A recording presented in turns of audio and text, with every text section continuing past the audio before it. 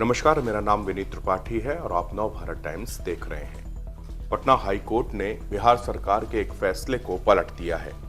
नीतीश सरकार ने जातीय जनगणना के बाद में शिक्षण संस्थानों और सरकारी नौकरियों में SC, ST, OBC और EBC को 50% से आरक्षण से बढ़ाकर 65% देने का फैसला लिया था। हाई कोर्ट में इस फैसले को चैलेंज किया गया था। पटना हाई कोर्ट में चीफ जस्टिस KV चंद्रन की बेंच ने गौरव कुमार और अन्य की याचिकाओं पर 11 मार्च को सुनवाई पूरी कर फैसला सुरक्षित रख लिया था।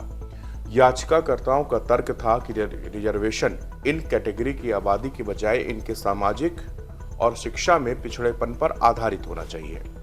बिहार सरकार का फैसला संविधान के अनुच्छेद 16A और अनुच्छेद 15A का उल्लंघन है। जातीय जनगणना की सर्वे रिपोर्ट सार्वजनिक होने के बाद सरकार ने आरक्षण का दायरा बढ़ाकर OBC, EBC, दलित और आदिवासियों का आरक्षण 65% कर दिया था। इसमें आर्थिक रूप से पिछड़े सवर्णों को बिहार में सरकारी नौकरियों और उच्च शैक्षणिक संस्थानों में मिलने वाले 10% आरक्षण को मिलाकर कोटा को बढ़ाकर 75% तक कर दिया गया था। विपक्ष जातीय जनगणना की मांग को उठाता रहा है। अभी भी राहुल गांधी जातीय जनगणना की बात कहते हैं। अक्टूबर 2023 में जातीय जनगणना की रिपोर्ट जारी की गई थी। इस रिपोर्ट के मुताबिक बिहार में सबसे ज्यादा आबादी पिछड़ा वर्ग, अत्यंत पिछड़ा वर्ग की है। रिपोर्ट के मुताबिक राज्य में 27.12% पिछड़ा वर्ग और 36% आबादी अत्यंत पिछड़े वर्ग की है। दोनों को अगर मिला दें, जोड़ दिया जाए तो लगभग इनकी संख्या 63% हो जाती है। मुख्यमंत्री नीतीश कुमार ने 7 नवंबर 2023 को विधानसभा में इसकी घोषणा की थी कि सरकार बिहार में आरक्षण के दायरे को बढ़ाएगी। 50% से इसे 65 या इसके ऊपर ले जाया जाएगा। सरकार कुल आरक्षण 60% से 75% करेगी। सीएम ने जैसे ही इसका ऐलान किया, इसके बाद तुरंत ही एक मीटिंग बुलाई गई। 2.5 घंटे के अंदर कैबिनेट के प्रस्ताव पर मोहर लगा दी गई। शीतकालीन सत्र के चौथे दिन 9 नवंबर को विधानमंडल के दोनों सदनों में इसे पारित भी कर दिया गया। गौरव कुमार सहित कुछ याचिकाकर्ताओं ने बिहार सरकार के इस फैसले के खिलाफ PIL फाइल की थी। याचिका में नए आरक्षण बिल को गैर संवैधानिक बताते हुए इस पर रोक लगाने की मांग की गई। चीफ जस्टिस ने सुनवाई करते हुए कहा था कि फिलहाल इस बिल पर रोक नहीं लगाई जाएगी। अदालत ने बिहार सरकार से अपना पक्ष रखने के लिए जवाब दाखिल करने का आदेश दिया था। इसके बाद कोर्ट ने फैसला सुनाने की बात कही थी। याचिकाकर्ता के वकील गौरव ने बताया कि राज्य में जो सरकारी शिक्षण संस्थान में 49.50% आरक्षण का प्रावधान रहा है, ये सामाजिक और आर्थिक तबके के आधार पर तय होता है।